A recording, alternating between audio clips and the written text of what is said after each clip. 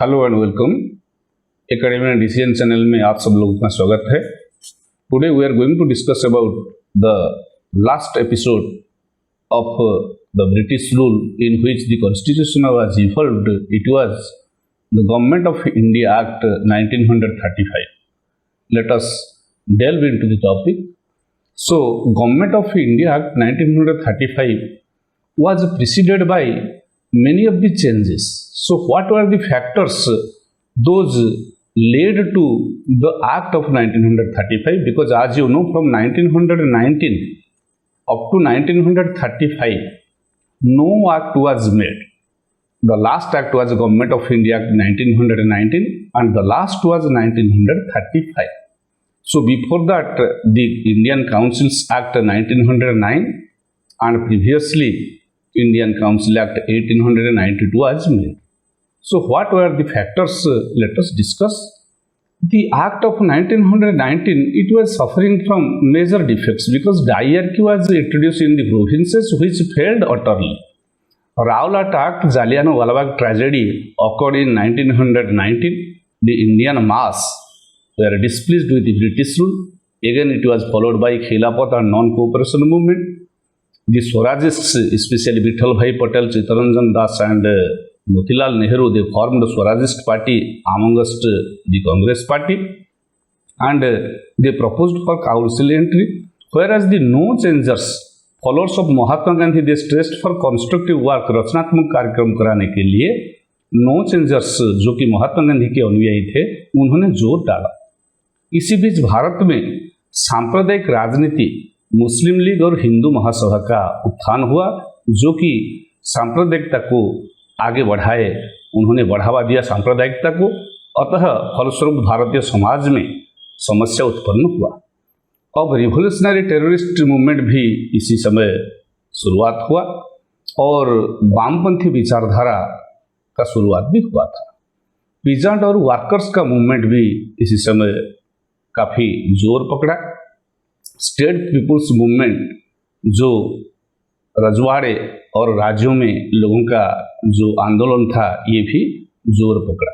1919 में बना था गवर्नमेंट ऑफ इंडिया एक्ट। ये प्रपोजल था कि 1929 में सेकेंड एक्ट बनेगा, लेकिन उससे 2 साल पहले 1927 में साइमन कमीशन का गठन हुआ।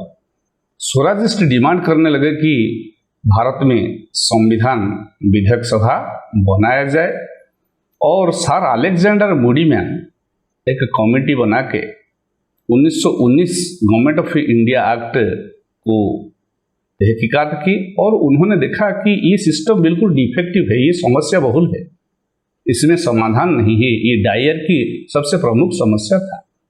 अब साइमन कमीशन के बारे में चर्चा करते हैं। साइमन कमीशन का गठन 2 साल पहले हुआ, जैसा कि हम अभी चर्चा कर रहे थे। मतलब 1929 को होने की वजह 1927 में उसका गठन हुआ और इसका खासियत ये था कि इसमें कोई भारतीय नहीं था। It was an all white commission. So Bharat के जितने राजनीतिक दल थे इसको विरोध किया। लॉर्ड बिर्केनहेड जो कि सेक्रेटरी ऑफ स्टेट तब तक थे, उन्होंने जस्टिफाई किया। क्यों? क्योंकि उन्होंने बोला कि भारत में जो राजनीतिक दल है उनका कोई तालमेल नहीं है, भारत एक बहुधा विभक्त समाज है, तो अतः भारत के लिए कोई भी कानून बनाने में कोई भारतीय को शामिल करना अनिवार्य नहीं है, क्योंकि शामिल करने से वो अपने अपने लोगों का हित या अपने अपने लोगों के स्वार्थ का ख्याल करेंगे। अतः एक संपूर्ण निष्पक्ष एक कमीशन बिठाने के लिए सब व्हाइट लोगों को शामिल किया गया। बिर्केनहेड ये भी चैलेंज दिया कि अगर भारतीय लोग इतना योग्य है तो वो अपने के लिए एक संविधान बना के दिखाए। तो उनका जो चैलेंज हुआ संविधान बनाने का चैलेंज, इसके फलस्वरूप क्या इमर्ज हुआ, क्या नतीजा हुआ? 3 नतीजा आया। पहला नतीजा था मुस्लिम लीग और अन्य राजनीतिक दल का दिल्ली प्रपोजल दिसंबर 1927। कांग्रेस पार्टी और बाकी अन्य पार्टी मिलकर नेहरू रिपोर्ट अगस्त 1928 में बनाया और ब्रिटिश गवर्नमेंट ने साइमन कमीशन के रिपोर्ट के आधार पर एक व्हाइट पेपर पेश की और उसके आधार पर गवर्नमेंट ऑफ इंडिया एक्ट 1935 जो बना, जिसके बारे में हम अभी चर्चा करने के लिए आगे बढ़ रहे हैं। अभी दिल्ली प्रपोजल दिसंबर 1927, इसका खासियत क्या था, इसके बारे में चलिए भली भांति चर्चा करते हैं। कांग्रेस और मुस्लिम लीग के बीच जो दरार था, जो खाई था, उसे मिटाने के लिए ये दिल्ली प्रपोजल काफी हद तक कामगर साबित हुआ।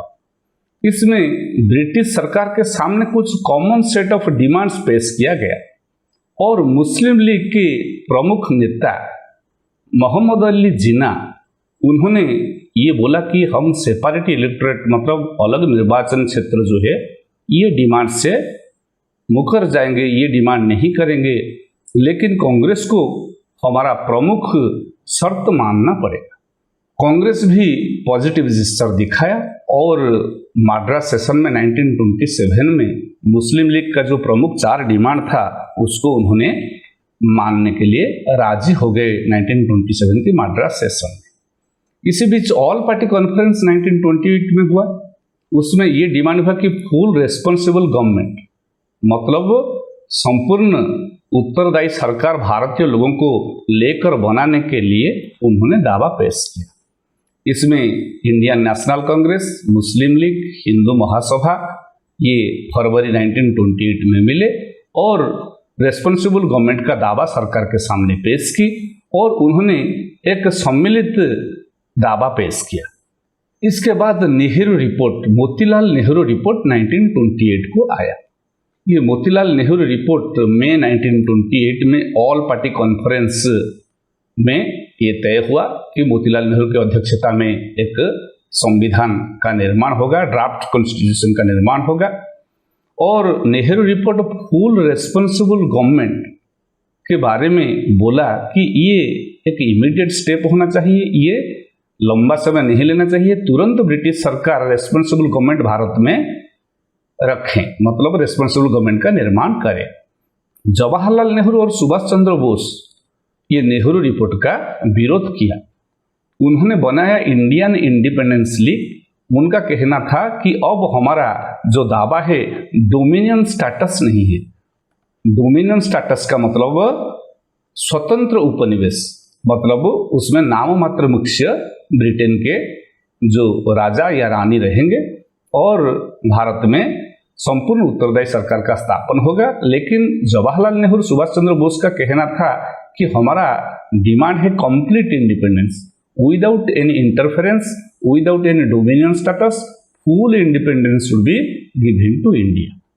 इसके बाद मार्च 1929 में जिन्ना, मोहम्मद अली जिन्ना ने उनका जो 14 पॉइंट है, 14 प्रमुख पॉइंट का पेशकश की।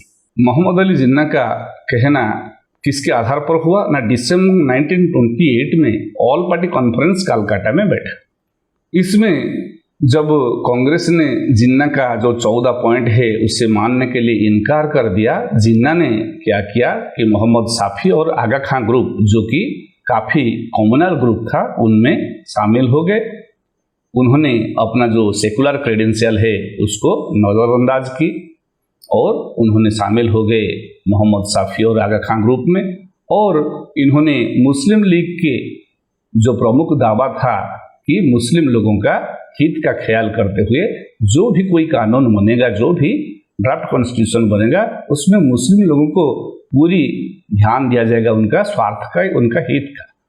तो ये 14 पॉइंट इसलिए था कि to safeguard the rights and interests of the Muslims in future. Bharat में अगर कोई संविधान बनेगा तो ये संविधान में मुस्लिम लोगों का स्वार्थ का रक्षा करने के लिए ये संविधान में प्रावधान होना चाहिए, उनका यह दावा था। अब Congress gives ultimatum to the government. क्या था इसमें ना, Calcutta session of the Congress was initiated in December 1928। इसमें ये रिजोल्यूशन था कि 31 दिसंबर 1929 तक अगर डोमिनियन स्टेटस ना दी जाए और नेहरू रिपोर्ट जो कंप्लीट इंडिपेंडेंस से पहले जो मैं बताया था, डोमिनियन स्टेटस मतलब स्वतंत्र उपनिवेश का अगर दर्जा भारत को ना दिया जाए, रेस्पॉन्सिबल गवर्नमेंट का निर्माण ना हो, तब कांग्रेस का डिमांड 31 दिसंबर 1929 के बाद होगा कंप्लीट इंडिपेंडेंस, पूर्ण स्वराज। इस गोल से उन्होंने आगे जाकर सविनय अवज्ञा आंदोलन चलाएंगे, मतलब सिविल डिसोबीडियंस मूवमेंट चलाएंगे। इसका यह निष्कर्ष, इसका यह निर्णय रहा।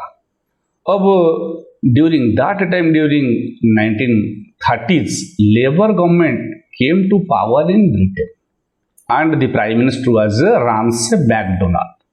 Ramsay MacDonald became the prime minister of Britain in May 1929 and Lord Irwin was the governor general of India appointed by the British government, and Irwin declared on 31st October 1929, उन्होंने ये बताया कि आज for the new government natural progression to dominion status is implicit in Montagu declaration in 1970। मैं आप लोगों को याद दिलाना चाहता हूँ कि 1917 में Montagu the secretary of states for India declare किया था कि भारत में ब्रिटिश राज का मुख्य लक्ष्य है progressive realisation of self government in India, मतलब भारत में धीरे धीरे स्वराज देने का प्रावधान 1919 की एक्ट में था। तो इसलिए उन्होंने बोला कि 1917 में उनका डिक्लेरेशन के आधार पर आगे जाकर जो कानून बनेगा, इसमें भारत को स्वतंत्रता, आज़ादी देने की कार्य चल रहा है, धीरे धीरे डोमिनियन स्टेटस दिया जाएगा। उन्होंने ये आश्चर्य किया कि भारत को मिलेगा डोमिनियन स्टेटस, लेकिन ये मिलेगा राउंड टेबल कॉन्फ्रेंस, जो गोल टेबल बैठक होगा, गोल मेज सम्मेलन होगा, गोल मेज सम्मेलन के जो निष्कर्ष निकलेगा उसके बाद दिया जाएगा। लेकिन इसमें समस्या क्या हुआ? दिल्ली मैनिफेस्टो 2 नवंबर 1929, जब वाइसरॉय लॉर्ड इरविन ने डिक्लेयर किया कि दिया जाएगा डोमिनियन स्टेटस गोल मेज सम्मेलन के बाद, तो ये डिस्कशन भारत में शुरुआत होके कि किस प्रकार भारत को डोमिनियन स्टेटस मिलेगा और राउंड टेबल कॉन्फ्रेंस का मोडालिटी क्या होना चाहिए, राउंड टेबल कॉन्फ्रेंस पे क्या चर्चा होगा। लेकिन इससे पहले ब्रिटिश पार्लियामेंट में भारत के जो स्वतंत्रता को लेकर जो बहस चला डोमिनियन स्टेटस को लेकर, इससे ये पता चला कि British parliament was not willing to give India dominion status immediately. इसको देखते हुए, इसको जानते हुए जब भारत के नेता लोगों ने इरविन से बातचीत करने के लिए प्रयास किया, उनसे स्पष्टीकरण मांगा, तो 23 दिसंबर 1929 में इरविन ने अपना जो स्टैंड था कि 1917 का मॉन्टेगू डिक्लेरेशन में ये इम्प्लिसिट था डोमिनियन स्टेटस, उन्होंने वह दावा से मुकर गए। उन्होंने ऐसा कोई ठोस घोषणा नहीं किया। उन्होंने बोला कि डोमिनियन स्टेटस के बारे में मैं अभी आप लोगों को कोई गारंटी नहीं दे सकता। तो जब इरविन ने अपने जो घोषणा किया था उससे मुकर गए, तब क्या हुआ? कांग्रेस ने पूर्ण स्वराज का दावा पेश किया। इसी बीच एक साल पार हो चुका था। 31 दिसंबर 1929 का जो ग्रेस पीरियड था वो ओवर हो गया था। अब 31 दिसंबर 1929 कांग्रेस का एनुअल सेशन लाहौर में संगठित हुआ। इसमें ये कहा गया कि अब कांग्रेस का डिमांड डोमिनियन स्टेटस नहीं, बल्कि कांग्रेस का डिमांड है पूर्ण स्वराज, कंप्लीट इंडिपेंडेंस। क्योंकि कांग्रेस में जो युवा वर्ग थे, दी young Turks, specially Subhash Chandra Bose और जवाहरलाल नेहरू, इन्होंने ये दावा किया कि अब कंप्लीट इंडिपेंडेंस भारत का दावा है। अतः जवाहरलाल नेहरू 1929 की लाहौर सेशन का अध्यक्ष भार संभाले और पूर्ण स्वराज रिजोल्यूशन उसमें पास हुआ। नेहरू रिपोर्ट, जो कि डोमिनियन स्टेटस के ऊपर, रेस्पॉन्सिबल गवर्नमेंट के ऊपर आधार था, वो सीज हो गया, मतलब उसका कोई गुरुत्व नहीं रहा, उसका कोई अहम नहीं रहा। अतः नेहरू रिपोर्ट का कोई वैल्यू नहीं रहा। अब कंप्लीट इंडिपेंडेंस कांग्रेस का डिमांड हो गया और इसमें यह भी तय हुआ कि कंप्लीट इंडिपेंडेंस पाने के लिए महात्मा गांधी के नेतृत्व में सविनय अवज्ञा आंदोलन चलाया जाएगा और भारत और एक जन आंदोलन की तरफ आगे बढ़ चुका था। अब साइमन कमीशन इसी बीच आया 1930s के सिविल डिसोबीडियंस मूवमेंट से पहले, और उन्होंने अपना जो रिपोर्ट दिया था साइमन कमीशन में, आप लोगों को मालूम है ऑल व्हाइट कमीशन, ये 7 मेंबर्स का कमीशन था और इसमें कोई भी भारतीय सदस्य को शामिल नहीं किया गया था। हालांकि तब तक ब्रिटिश पार्लियामेंट में 2 भारतीय सदस्य थे, एक थे लॉर्ड सिन्हा और दूसरा थे सकलतवाल। इनके होने के बावजूद भी उनको इसमें शामिल नहीं किया, पूरे गोरे लोगों को इसमें शामिल किया गया। उन्होंने ये बोला कि भारत में रेस्पॉन्सिबल गवर्नमेंट जो है समटाइम्स इन द फ्यूचर दिया जाएगा, मतलब भविष्य में ये देने का संभावना है। उन्होंने सेपरेट इलेक्टोरेट, मतलब जो अलग निर्वाचन क्षेत्र है उसको भी कायम रखा, जो कि भारत को जात पात धर्म के नाम पर विभाजन करने के एक साजिश था। भारत के लोग, भारत के राजनीतिक दल समझते थे, इसी को बरकरार रखा गया। डिप्रेस क्लास के लिए अलग निर्वाचन क्षेत्र रखने के लिए भी उसमें प्रावधान रहा। भारत में एक फेडरल गवर्नमेंट बनाया जाएगा, मतलब राष्ट्र संघ व्यवस्था को भारत में कायम किया जाएगा, क्योंकि भारत एक डाइवर्स सोसाइटी है, डाइवर्स कंट्री है, अतः इसमें राष्ट्र संघ व्यवस्था होगा। और प्रोविंसेस में जो द्वैत शासन व्यवस्था चला था डायरकी, तो उसको बंद किया जाएगा और फ्रेंचाइज को एक्सटेंशन किया जाएगा, मतलब ज़्यादा लोगों को वोट अधिकार दिया जाएगा। और लेजिस्लेचर की संख्या, मतलब जो जनप्रतिनिधि है उनका संख्या में बढ़ोतरी होगी। इसमें बर्मा को भारत से अलग किया गया। साइमन कमीशन की घोषणा में इसे कोई इंटरेस्ट नहीं रहा भारतीय राजनीतिक दल का, अतः गांधी जी ने अपना सिविल डिसोबीडियंस मूवमेंट से पहले 1930s में 11 पॉइंट ब्रिटिश वाइसरॉय के सामने पेश की। उनका ये जो 11 पॉइंट था ये जनरल डिमांड था। उन्होंने ये बोला कि अगर ये 11 पॉइंट को ब्रिटिश सरकार मान लेंगे तो गांधी जी ने कोई जन आंदोलन शुरू नहीं करेंगे। अगर ये 11 पॉइंट को नहीं माने तो उन्होंने भारत में सविनय अवज्ञा आंदोलन चलाएंगे, इसके ऊपर उन्होंने घोषणा में बताया था। गांधी जी ये 11 पॉइंट जो रखे थे ये जनरल इन नेचर था। उन्होंने एक अल्टीमेटम दिया था कि ये पूर्ण होना चाहिए 11 मार्च तक, otherwise he would recourse to civil disobedience movement. तो गवर्नमेंट क्या किया, गवर्नमेंट इसके ऊपर बिल्कुल पानी फेर दिया। उन्होंने ऐसा कोई आश्योरेंस नहीं दिया। Lord Irwin became silent regarding the demands of Gandhi ji. So Gandhi ji had no other way but to start civil disobedience movement. So civil disobedience movement was started on 12th March 1930. So on 12th March 1930, Gandhiji started his historic Dandi march to disobey the SALT law and civil disobedience movement was launched.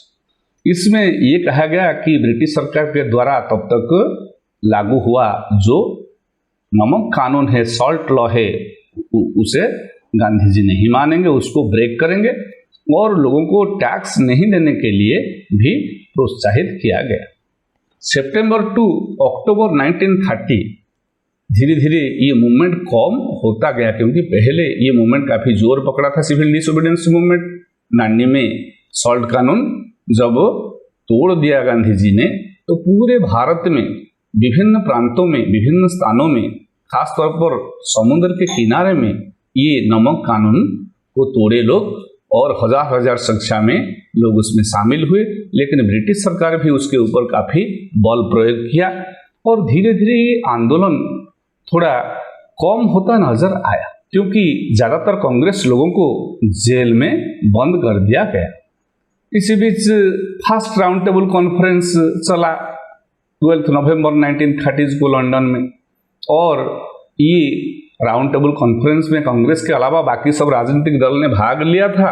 लेकिन इसमें यह हुआ कि बिना कांग्रेस के कोई भी कार्य ये मीनिंगलेस रहा, क्योंकि कांग्रेस भारत का सबसे बड़ा राजनीतिक दल था और मेजॉरिटी का प्रतिनिधित्व करता था, उनको ना लेकर कोई भी कानून बनाना ये संभव नहीं था। अतः ये प्रतीत हुआ कि कांग्रेस को शामिल करना अनिवार्य है। तो British government wanted that the Congress should participate in the round table conference. और British prime minister Ramsay MacDonald और viceroy lord Irwin unconditionally released all the Indian leaders.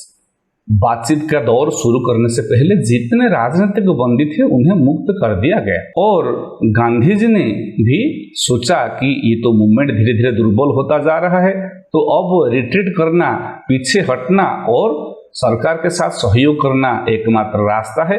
अतः गांधी जी और इरविन के बीच जो चर्चा चला 15 दिन तक, उसका अंतिम दौर हुआ 5 मार्च 1931 में। इसमें गांधी इरविन पैक्ट का संपादन हुआ। तो 14 फरवरी 1931 में Gandhi ji initiated talk with Irwin. ये 14 फरवरी में चला। ये 14 फरवरी का अंतिम चरण था 5 मार्च 1931, जिसमें गांधी इरविन पैक्ट हुआ। और कांग्रेस ने डिसाइड किया कि उन्होंने सिविल डिसोबीडियंस मूवमेंट से विड्रॉ करेगा और सेकेंड राउंड टेबल कॉन्फ्रेंस जो आगे जाकर 1931 दिसंबर में होगा उसमें शामिल होगा। जितने राजनीतिक बंदी थे उन्हें मुक्त करने के लिए सरकार ने राजी हो गए। 29 मार्च 1931 में कराची सेशन हुआ। कराची सेशन में गांधी इरविन पैक्ट जो बना था उसको रेटिफाई किया गया, उसको सहमति से ग्रहण किया गया कांग्रेस सम्मेलन में। और उसमें भी ये कहा गया कि पूर्ण स्वराज अब कांग्रेस का लक्ष्य है और फंडामेंटल राइट्स मतलब मौलिक अधिकार और नेशनल इकोनॉमिक प्रोग्राम के ऊपर मुहर लगा। सेकेंड राउंड टेबल कॉन्फ्रेंस में गांधी जी शामिल हुए, लेकिन गांधी जी का शामिल होना कोई कामगर साबित नहीं हुआ। गांधी जी इसमें फेल्योर हुए।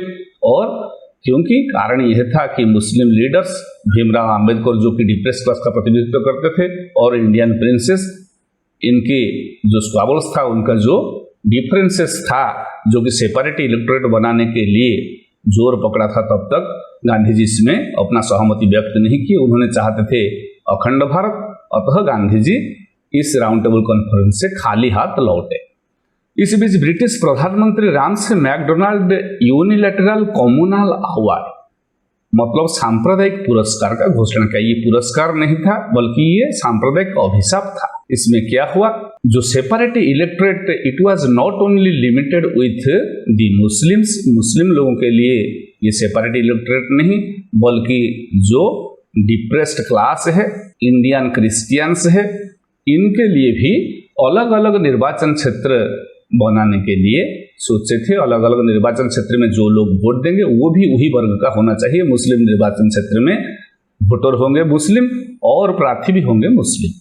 इसी प्रकार जो जात पात धर्म के आधार पर भारत को बांटने के लिए प्रयास किया गया, उसको रोकने के लिए विफल हुए महात्मा गांधी ने और उन्होंने वापस लौटे। जब महात्मा गांधी वापस लौटे तब तक भारत में गवर्नर जनरल चेंज हो गए थे। Viceroy Lord Willingdon was the viceroy of India and his approach towards the Congress and Indian leaders was very hard and steep. उनका जो प्रतिक्रिया था कांग्रेस के ऊपर और भारत के जो राजनीतिक नेताओं के ऊपर काफी कड़ी रुख उन्होंने अपनाते थे। अतः समस्या अभी बढ़ गया। तो गांधी जी मुंबई में 28 दिसंबर 1931 को पहुंचे और पहुंचने के बाद उन्होंने सिविल डिसोबीडियंस मूवमेंट सविनय अवज्ञा आंदोलन को फिर शुरुआत करने की घोषणा किया, लेकिन उनको तुरंत 4 जनवरी 1932 में अरेस्ट कर लिया गया। तो जब सिविल डिसोबीडियंस मूवमेंट का शुरुआत हुआ, इसको बहुत कम समय में, कम महीनों में दबा दिया गया सरकार के द्वारा, क्योंकि लॉर्ड विलिंगडन ने कड़ी रुख अपनाया था। अतः फॉर्मली इट वाज विथड्रॉन इन 1934। जैसा कि चौरी चौरा आंदोलन के बाद असहयोग आंदोलन को वापस लिया गया था, इसी प्रकार इसको भी 1934 अप्रैल में वापस लिया गया। इसका कारण ये था कि ये आंदोलन धीरे धीरे जोर नहीं पकड़ा, धीरे धीरे ये दुर्बल हो गया और ज़्यादातर नेताओं को जेल के अंदर रखने के कारण ये आंदोलन में ऐसा कोई अब इंटरेस्ट नहीं रहा आम लोगों का। अतः ये आंदोलन को वापस लेना पड़ा। 16 अगस्त 1932 में माइनॉरिटी रिप्रेजेंटेटिव्स का प्रपोजल हुआ। उसमें ये डिक्लेयर किया गया कि डिप्रेस्ड क्लास जो है भारत में, जो दलित है, वो माइनॉरिटी है और उनके लिए सेपरेट इलेक्टोरेट रखा जाएगा। उनके लिए अलग निर्वाचन क्षेत्र रखा जाएगा जिनमें सिर्फ उनको वही डिप्रेस्ड लोग या दलित लोग वोट देंगे।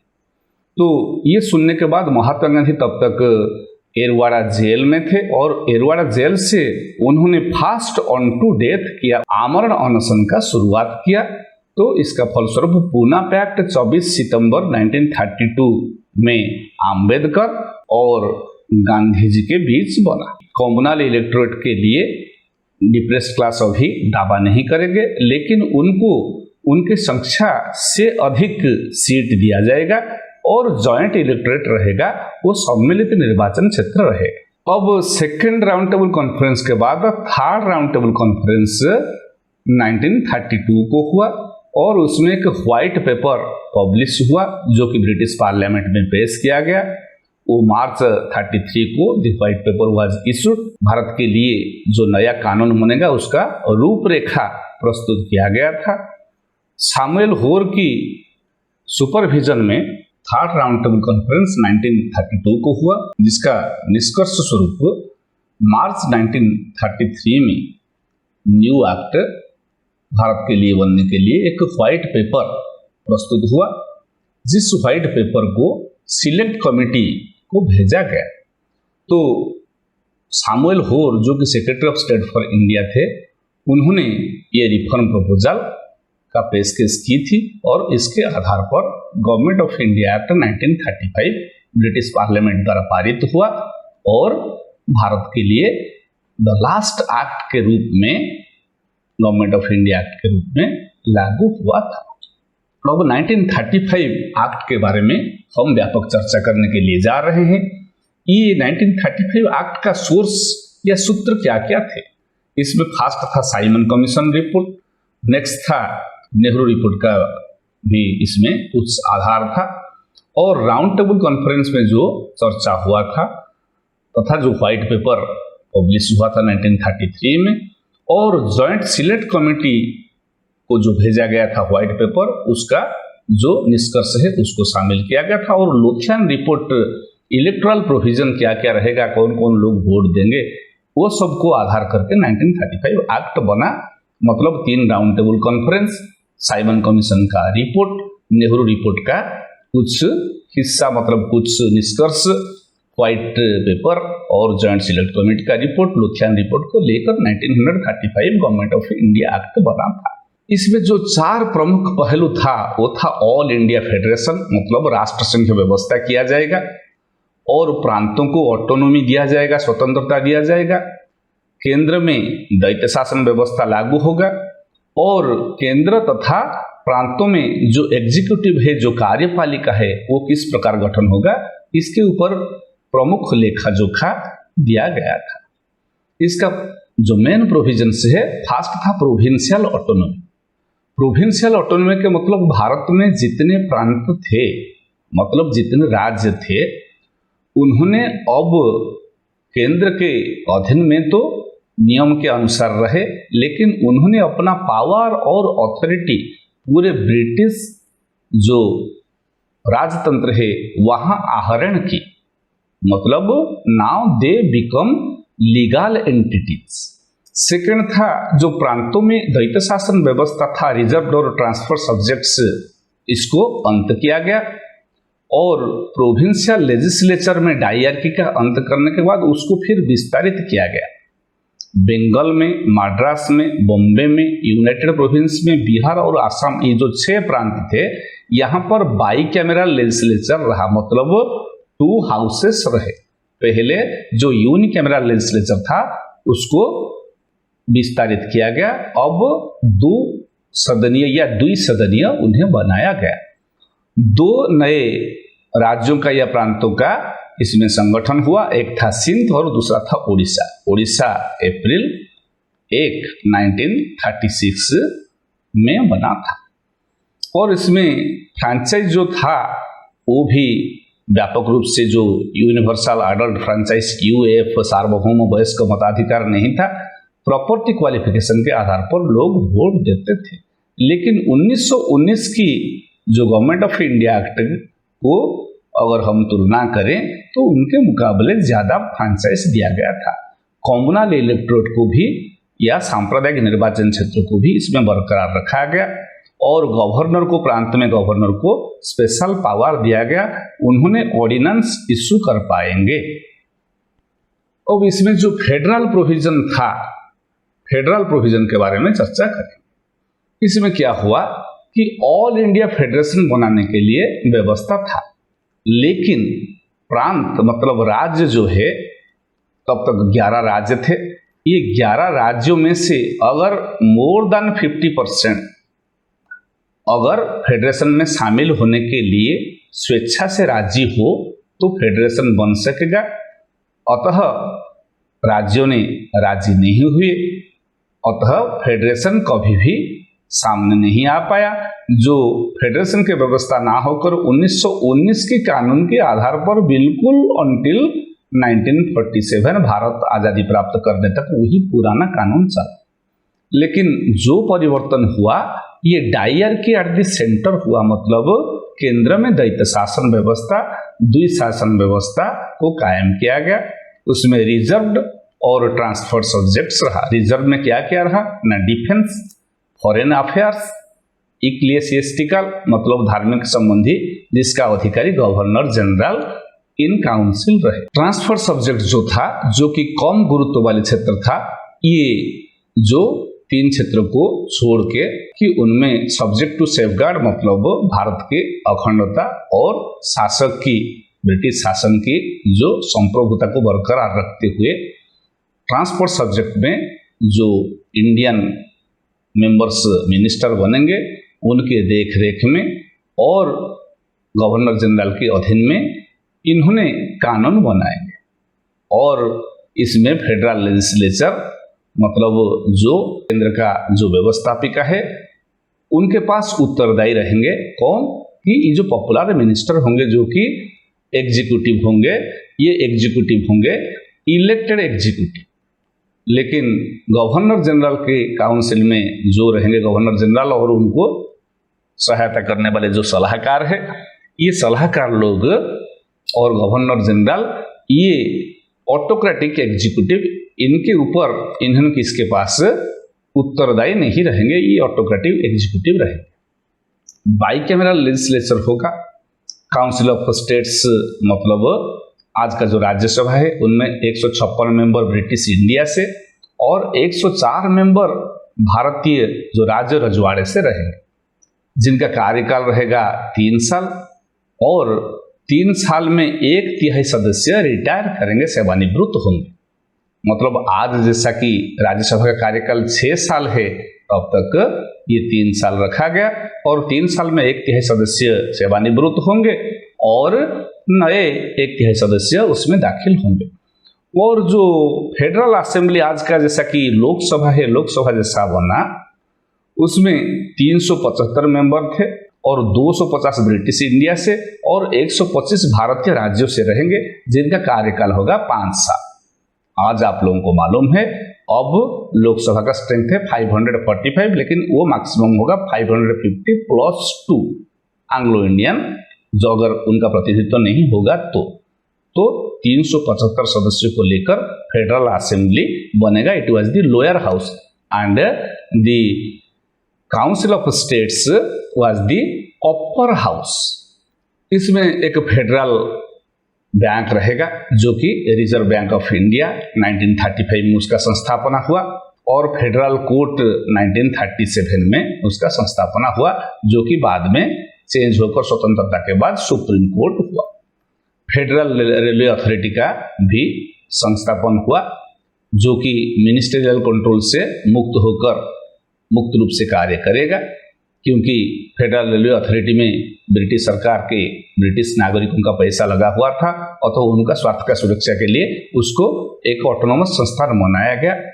इसमें इलेक्टोरेट जो है, निर्वाचक का जो सेपरेट इलेक्टोरेट है, उनको बढ़ावा दिया गया। उसमें general, women, commerce and industry, landlords, labour, university, backward areas और ट्राइब्स, इन सबको अलग अलग निर्वाचन क्षेत्र देने के लिए प्रावधान रहा, जो अलग निर्वाचन मंडली बनाने के लिए सोचे, अलग निर्वाचन क्षेत्र बनाने के लिए सोचे। जो इंडिया काउंसिल था सेक्रेटरी ऑफ स्टेट को एडवाइज करने के लिए 15 मेंबर्स वाला, उसको बंद किया गया। अब secretary of state for India अपना पर्सनल एडवाइजर रख सकेंगे, ये व्यवस्था रहा।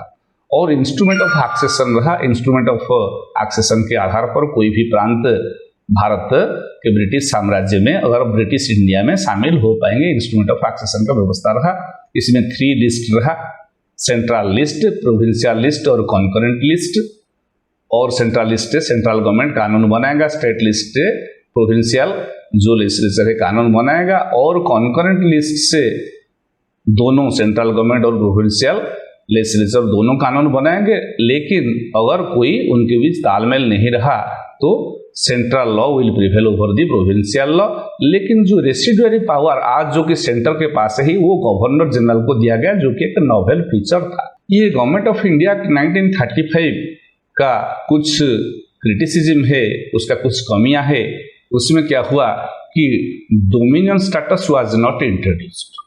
इसमें डोमिनियन स्टेटस जैसा कि दावा किया गया था लॉर्ड इरविन द्वारा कि natural progression of dominion status was implicit in 1917 Montagu declaration, but ये कामगर साबित नहीं हुआ, उसको क्रियान्वयन नहीं किया गया। सेंट्रल गवर्नमेंट में जो responsible government, fully responsible government, संपूर्ण उत्तरदायी सरकार का संस्थापन नहीं हुआ। और फ्रेंचाइज जो है तो बढ़ाया गया था, लेकिन 14% से अधिक ये नहीं हो पाया, मात्र 14% रहा। और सेंटर में डायरकी हुआ, रेस्पॉन्सिबल गवर्नमेंट नहीं रहा। ये एक प्रमुख कमियां है कि जो रिप्रेजेंटेटिव आए फेडरल लेजिस्लेचर में वो निर्वाचित होकर आए, लेकिन प्रांतों ने, मतलब जो देसी रियासत थे, देसी रियासत ने कोई ऐसा निर्वाचित प्रतिनिधि नहीं भेजा, बल्कि उन्होंने अपना, देसी रियासतों ने, राजाओं ने अपना अपना प्रतिनिधि को बिना निर्वाचन के उन्होंने नॉमिनेट किया। They were appointed and nominated, they were not elected directly by the people.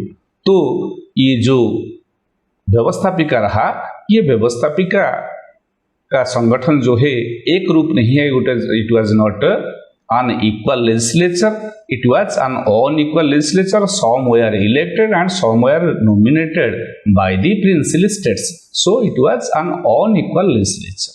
Secretary of State Bharat सचिव जो है ऑल इंडिया सर्विस के ऊपर उनका कंट्रोल रखा। मतलब ये साबित हो गया कि भारत को डोमिनियन स्टेटस तो नहीं मिला था, भारत को कोई भी क्षेत्र में कुछ स्वतंत्रता भी नहीं दिया गया। इसमें जो कम्युनल और कास्ट इलेक्टोरेट का व्यवस्था किया गया, ये भारत की संप्रभुता, एकता और अखंडता के लिए एक बड़ा बाधक आगे जाकर साबित हुआ। और Lord Linlithgow the viceroy of India, उन्होंने बोला कि भारत को आज़ादी देने के लिए उनका ऐसा कोई हरी भरी वो नहीं थे। मतलब उन्होंने भारत को आज़ादी या डोमिनियन स्टेटस या कंप्लीट इंडिपेंडेंस कोई भी व्यवस्था देने के लिए तब तक तैयार नहीं होते, उन्होंने बिल्कुल सोचा नहीं था। गवर्नर को इसमें स्पेशल पावर दिया गया था 1935 के एक्ट में, अतः गवर्नर पावरफुल हो गए। उन्होंने खुद भी लेजिस्लेट किया for the interest of the province, because they were legal entities deriving their power from the British crown. Dominion status को डिनाई किया गया था। भारत के जो राष्ट्रीय एकता, अखंडता या राष्ट्रवादी आंदोलन को दुर्बल करने के लिए उन्होंने जात पात धर्म के आधार पर अलग निर्वाचन क्षेत्र को बनाया था। और भारतीय लोगों को इकट्ठे होने के लिए, उनका एकता अखंडता ना रहने के लिए उन्होंने कंप्लीट इंडिपेंडेंस देने के लिए ऐसा कोई व्यवस्था नहीं किया था। उन्होंने चाहते थे कि ये मामला को, मतलब भारत के जो स्वतंत्रता है, ये विषय को उन्होंने जितने देर तक जारी रख सकेंगे उनका लाभ होगा, क्योंकि ब्रिटिश सरकार भारत में अपना शासन का अंत तुरंत नहीं चाहते थे। गवर्नमेंट ऑफ इंडिया 1935 ऑपरेशन में कैसे आया, किस प्रकार कार्यकारी हुआ, वह चर्चा करते हैं। तो government of India 1935 got the royal assent in August 1935। और भारत में कभी भी फेडरेशन का संस्थापन नहीं हो पाया, क्योंकि जो देशी रियासतों ने फेडरेशन में जॉइन नहीं किया। और सेंट्रल गवर्नमेंट 1919 के कानून के आधार पर चलता रहा। लेकिन जो फेडरल बैंक और फेडरल कोर्ट का संस्थापना 1935 और 1937 में हुआ था, उन्होंने ठीक तरह कामकाज करना शुरू कर दिया और provincial autonomy it came into force on 1 अप्रैल 1937 और first election under the act was started in 1937।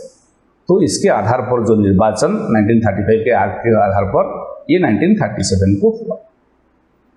ये एक्ट का विशेषता इस प्रकार है कि पहले जो कानून बना था इससे 1935 कानून थोड़ा आगे बढ़ गया था। पार्लियामेंट्री डेमोक्रेसी को भारत में संस्थापन करने के लिए एक प्रमुख कदम था ये। कांग्रेस ये एक्ट को बिल्कुल क्रिटिसाइज किया था, लेकिन निर्वाचन में हिस्सा लेने के लिए राजी हो गया। फेडरल कोर्ट जो कि बाद में सुप्रीम कोर्ट बना, ये सक्सेसफुली कार्य किया था और प्रोविंशियल ऑटोनॉमी के कारण पावर का क्लियर डिमार्केशन हो गया था। कौन किस प्रकार सत्ता धारण करेगा या सत्ता को अपना हाथ में रखकर पावर को किस प्रकार एक्सरसाइज करेगा, वो भी ये प्रोविंशियल ऑटोनॉमी के तहत 1935 एक्ट के अनुसार ये क्लियर हो गया। और बाईकैमरल लेजिस्लेचर 6 प्रोविंसेस में हुआ, जैसा कि आप लोगों को मैं बताया, और गवर्नर का लेजिस्लेटिव पावर को बढ़ाया गया। उनको जो जरूरी स्थिति में उनका डिस्क्रिप्शन के अनुसार उन्हें अपना निर्णय लेने के लिए अधिकार दिया गया और उन्होंने जरूरी स्थिति में खुद भी कानून बनाएंगे। Legislative power of the governor was enhanced. इसका प्रमुख विशेषता 1935 एक्ट का यह था कि it was the final act during the British rule और इसमें जो जात पात और धर्म के आधार पर सांप्रदायिक निर्वाचन क्षेत्र बनाने के लिए कम्युनल अवार्ड दिया गया था, उसका नतीजा यह हुआ कि भारत धर्म के आधार पर विभाजन हुआ। It led to the partition of India और भारत के संविधान के लिए ये एक ब्लूप्रिंट बनाया गया।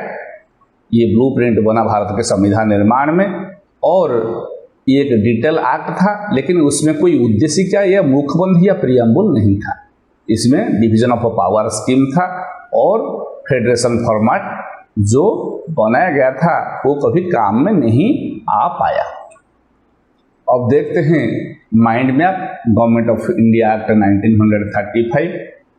पहला चीज है कि proposal for an all India federation, states और केंद्र सरकार लेकर एक फेडरेशन बनेगा, राष्ट्र संघ व्यवस्था। उसमें बाईकैमरल लेजिस्लेचर सेंट्रल गवर्नमेंट में होगा और डायरकी को जो प्रांतों में था ये बंद किया जाएगा और केंद्र में डायरकी या द्वैत शासन व्यवस्था लागू होगा। इंडिया काउंसिल जो है सेक्रेटरी ऑफ स्टेट को सलाह देने के लिए उसको बंद किया गया और इसमें सेंट्रल, प्रोविंशियल और कॉन्करेंट लिस्ट हुआ। रेसिडुअरी पावर गवर्नर जनरल को दिया गया, जोर दिया गया सेपरेट इलेक्टोरेट व्यवस्था के ऊपर जोर दिया गया और उसको परिवर्धन किया गया, extension of separate electorate. Women, commerce, industry, labour, university, इनको सेपरेट इलेक्टोरेट में वोट देने के लिए उनको एक एक यूनिट समझा गया।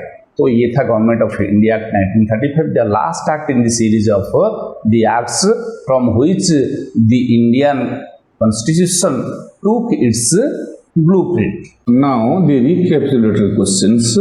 Pune Pact was signed between Dash and Dash to cement the relationship between depressed class and the Congress. It was between B.R. Ambedkar and Mahatma Gandhi. They signed it on 24th September 1932.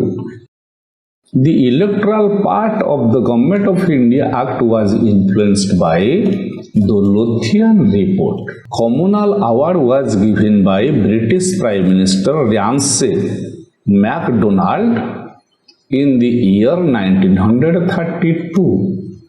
Since the Federation was not constituted in the Government of India Act 1935, the administration was carried on in accordance with the provisions of the Act of 1919. Under the Government of India Act, diarchy was introduced in the central government under the Government of India Act 1935 dash was abolished in Britain. India Council, which was intended to advise the Secretary of State for India, was abolished officially. Legislature became dash under the Act of 1935. Legislature became bicameral. Residuary power was given to dash under the Act of 1935. It was given to the Viceroy.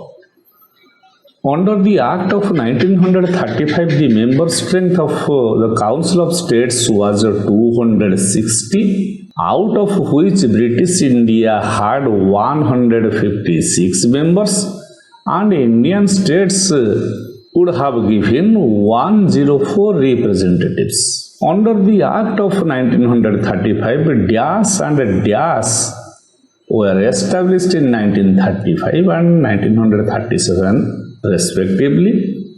It was Indian Independence Act 1947.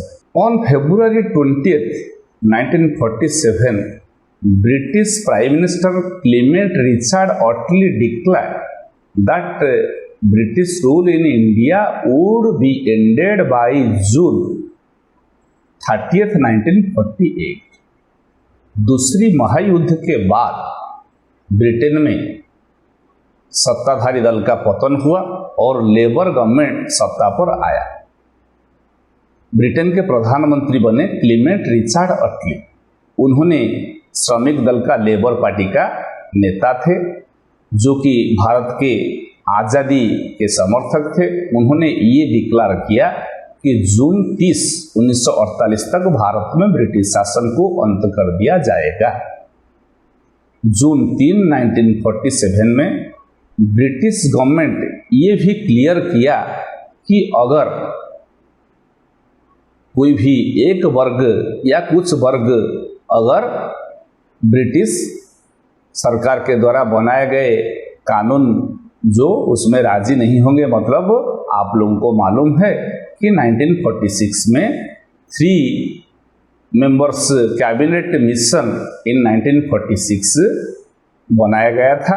ये cabinet mission के आधार पर भारत का जो संविधान विधेयक सभा बना था, कॉन्स्टिट्यूएंट असेंबली, और ये कॉन्स्टिट्यूएंट असेंबली में कांग्रेस और मुस्लिम लीग जो है उनमें तालमेल नहीं रहा।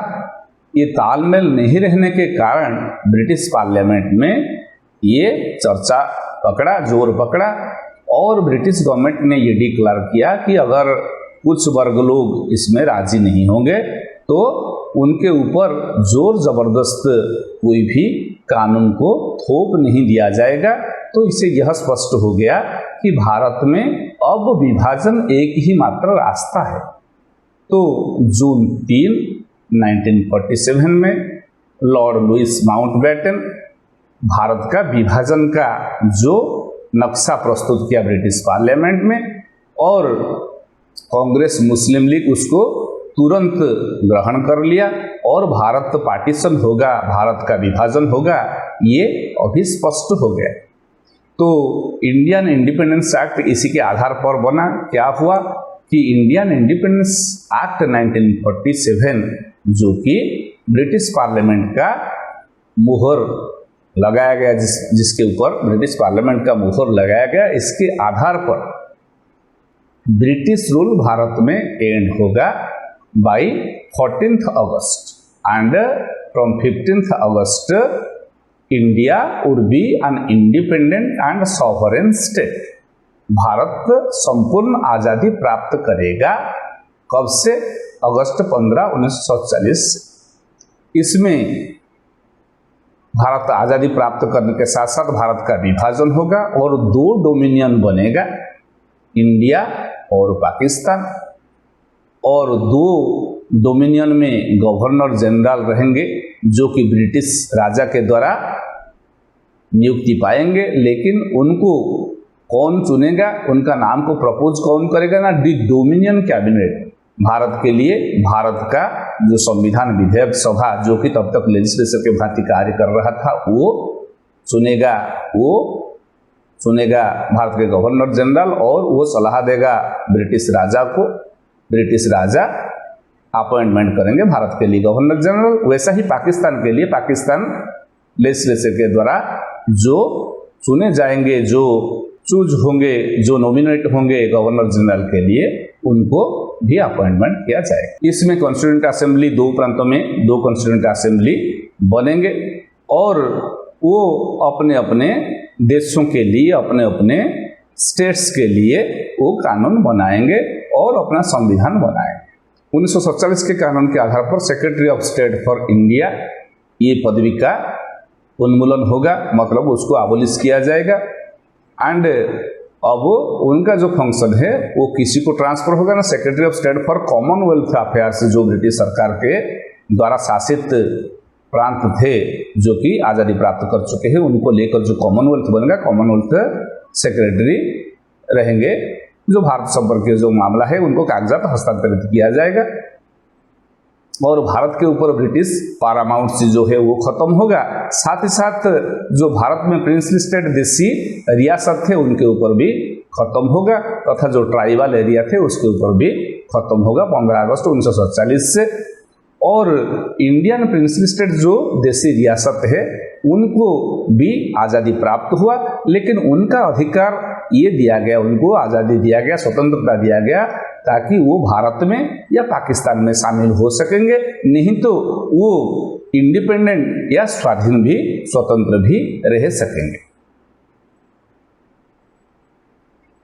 कोई भी बिल के ऊपर वीटो करने के लिए ब्रिटिश मोनार्क को अब क्षमता नहीं दिया गया, वो नहीं कर पाएंगे। ब्रिटिश जो राजा थे उनका नाम जो था एम्परर ऑफ इंडिया, भारत के सम्राट, ये पदवी का भी उन्मूलन होगा। और सेक्रेटरी ऑफ स्टेट का जो पावर था सिविल सर्विस को अपॉइंट करने के लिए वो भी बंद हो जाएगा। At the stroke of midnight 15 August 1947 को ब्रिटिश रूल भारत में अंत हुआ और power was transferred to the independent dominions of India and Pakistan. जब ये अपना संविधान बनाएंगे, संविधान बनने के बाद वो पूरे स्वतंत्र हो जाएंगे और अपने आप को पूर्ण स्वतंत्र घोषणा करेंगे। तब तक ये जो डोमिनियन व्यवस्था रहा, ये डोमिनियन के जो लेजिस्लेचर है उनको संप्रभुता दिया गया। कॉन्स्टिट्यूएंट असेंबली जो कि 1946 में बना था, जैसा कि हम चर्चा किए थे, तो ये भारत का पार्लियामेंट के रूप में कार्य करेगा जब तक पार्लियामेंट के लिए Indian independence act is categorized and identified by the partition of India into 2 dominions, India and Pakistan, and it ended the British paramountcy. It abolished the Secretary of State for India and his power of appointment to the Covenant Civil Service. India and Pakistan, 2 separate constituent assemblies were constituted, and first of all, on June 3rd, 1947, Lord Louis Mountbatten laid forth his partition plan, according to which India was partitioned into India and Pakistan, and there was end of British rule. Power was transferred to the 2 dominions. 2 constituent assemblies were constituted, and the post of Secretary of State for India was abolished, and he was deprived of making any appointment. His appointment power was also gone away. Some recapitulatory questions have been formed. Let us see what are the questions. On June 3rd, Indian Independence Act. The first question is on June 3rd, 1947, Lord Louis Mountbatten, the Viceroy of India, put forth the partition plan. Indian Independence Act 1947 abolished the office of the Secretary of States for India in Britain. 2 dominions, India and Pakistan, came into being on 15th August 1947. Till the formation of a new parliament, the Constituent Assembly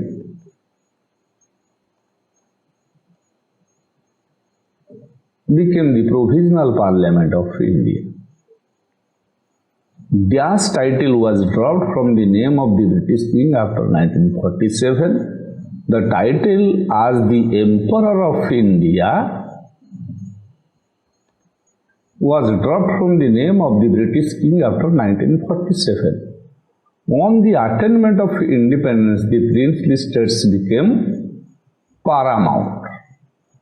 Means freedom was achieved both for the British India as well as princely states. They had the sweet will either to join India or Pakistan or remain independent. So, friends, these are the recapitulatory questions. I hope all of you must understand the concept well. Thank you very much for your long patience in viewing this video. Thank you very much.